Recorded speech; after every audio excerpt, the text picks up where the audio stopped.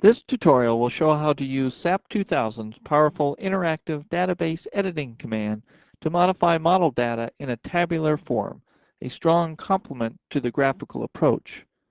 Start by going to the Edit Interactive Database Editing command. And note that the form shows the model definition tables that are available for editing. For this model, there are 51 different tables that may be edited. For this example, select the property definitions and connectivity data. Click OK, and note that on the next form, the drop-down menu offers the names of 19 tables that we just selected.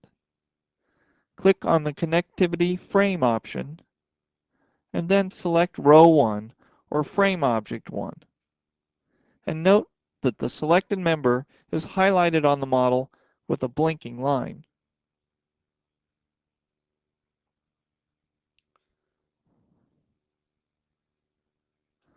Click on the Material Properties General table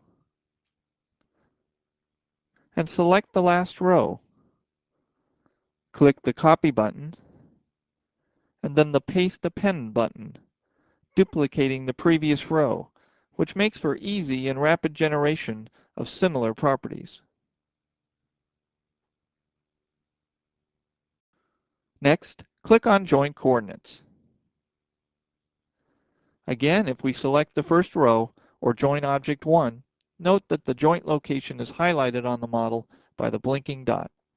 A right-click anywhere in the table will bring up a drop-down context-sensitive menu. For the coordinate type column, note that the calculator option is not available, as this is not a numeric input variable, but that the drop-down list is, which lists the available values for this variable based on previously defined input. A right-click in the X location column shows that the drop-down menu has the calculator option available because it is looking for numeric input, and if we click on it, the calculator form appears. In this form, we can type in detailed formulas, and the program will calculate the value and place it in the table.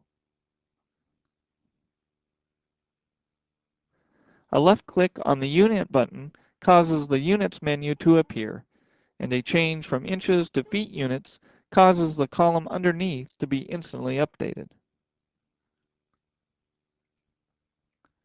We can also send this table out to Excel by using the To Excel button.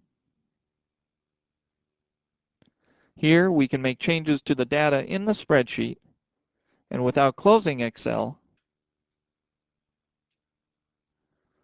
re-import the changes back into the SAP 2000 table.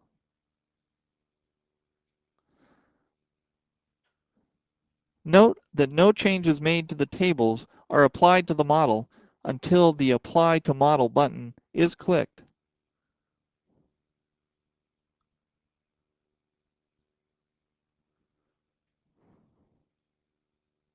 As a general rule, labels such as the joint object IDs should not be altered on the tables, as it will change the label for that table only, and references in other tables will not be updated.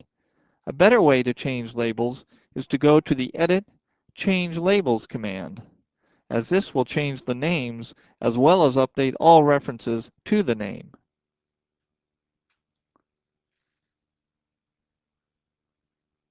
If we go to the File Export command, we see that there is an option to send out to an Excel spreadsheet. This differs from the export previously done with the editing tables in that it sends out the entire model and not just a single table. Next, we will show how the interactive database editing command can make quick work of modifying applied loads. Start by selecting all of the joints on the right side of our 4-story frame and go to the Assign Joint Loads Forces command and enter a lateral load of 10 kips in the negative X direction. You can see that this applies a uniform load. However, very often lateral loads are applied in a more triangular distribution, such as to represent earthquake forces. To modify these loads, go to the Interactive Database Editing command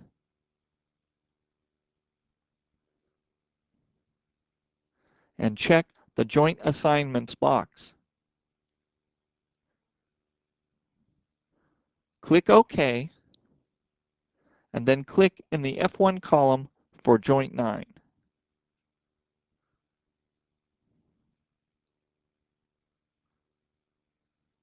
Modify the load by multiplying the 10 kips by the fraction 4/5.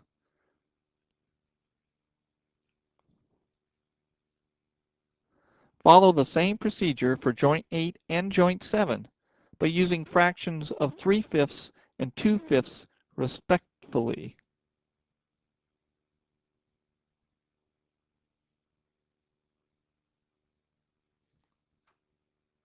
Apply these changes to the model by clicking on the Apply to Model button, and note how the apply loads have changed.